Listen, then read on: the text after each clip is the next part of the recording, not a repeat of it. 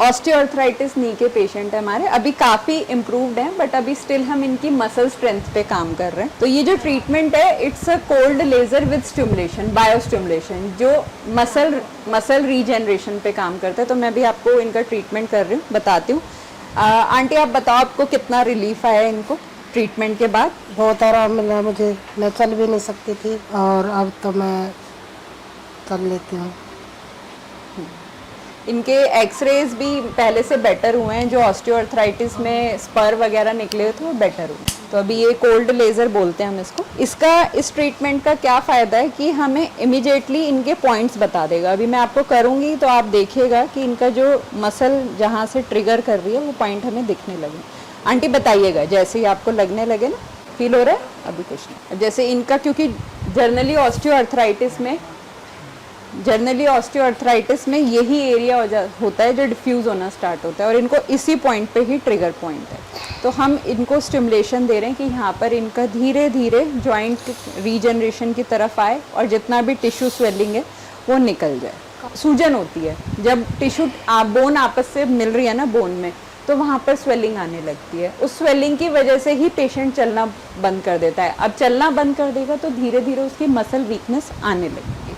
तो हम पहले स्वेलिंग को निकाल रहे हैं, इसके बाद इनकी एक्सरसाइज कराएंगे कि मसल की स्ट्रेंथ वापस रीगेन करे, कि जिससे जो इनकी शेप चेंज हो रही है लेग्स की वो धीरे धीरे अपने नॉर्मल शेप में आने लगे। ये भी नी ऑस्टियोआर्थराइटिस की पेशेंट है बट जो इनका ग्रेड है वो ग्रेड 2 है। पहले पेशेंट का ग्रेड 4 था कि बो लेग्स हो गई थी। तो मैम को अभी जो प्रॉब्लम है वो ये थी कि इनको स्टेयर्स चढ़ने उतरने में काफ़ी डिस्कम्फर्ट फील होता था अराउंड द नीज। तो हम नी का ट्रीटमेंट तो कर ही रहे हैं, साथ में बैक का भी कर रहे हैं, क्योंकि बैक से ही सारे स्पाइनस जितने भी नर्व्स निकलते हैं और वो नीचे जाके आपको सप्लाई करते हैं। तो अब बैक का ट्रीटमेंट करने के बाद उनको और रिकवरी आ रही है। तो और ये PMF मशीन है जिसके थ्रू हम हीलिंग कर रहे हैं इनके अराउंड मसल्स की, नर्व्स की और जॉइंट की। तो आप बताइए मैम आपको कितना बेटर लग रहा है अभी? काफ़ी बेटर है, 80% आई एम फीलिंग रिलीव। मेरे को बिल्कुल सीढ़ियों से चढ़ना और उतरना was in big pain for me and बीच में तो ऐसा हो गया था कि आई थॉट कि that I won't be able to climb और get down from the stairs, I required help. But अभी काफ़ी हेल्प है, काफ़ी बेटर है, I am feeling much better. That stiffness and pain around my joints have gone. ये machine जो है ये इलेक्ट्रोमैग्नेटिक रेडिएशंस पे काम करती है। जैसे हमारे अर्थ में भी इलेक्ट्रोमैग्नेटिक फील्ड होती है और हमारी बॉडी में भी होती है, बट बहुत सारे रीज़न से वो कंप्लीट नहीं हो पाती और रीजनरेशन जो है हमारी रुकने लगी। जैसे मैं बता रही हूँ पहले भी कि बॉडी नेचर हमें खुद हील करती है, बट अब हम नेचर के बहुत फार हैं, नेचर के पास नहीं है।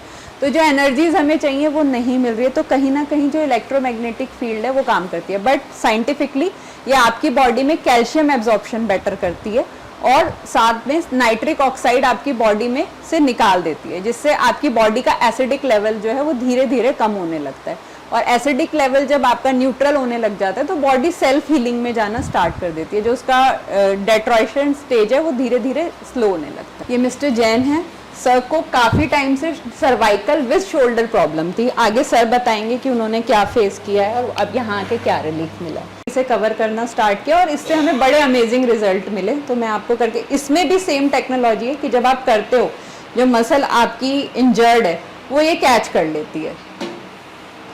तो ये ट्रीटमेंट जो है वेरी करता है 5 मिनट से 20 मिनट तक, मैक्सिमम हम इसको 40 मिनट्स तक लेके जाते हैं, but according to requirement of patient. तो ये हमने लिया है जैसे हम ट्रेपीजियस मसल पे काम कर रहे हैं इनके। सर को काफ़ी सीवियर सर्वाइकल ऑस्टियोआर्थराइटिस भी है।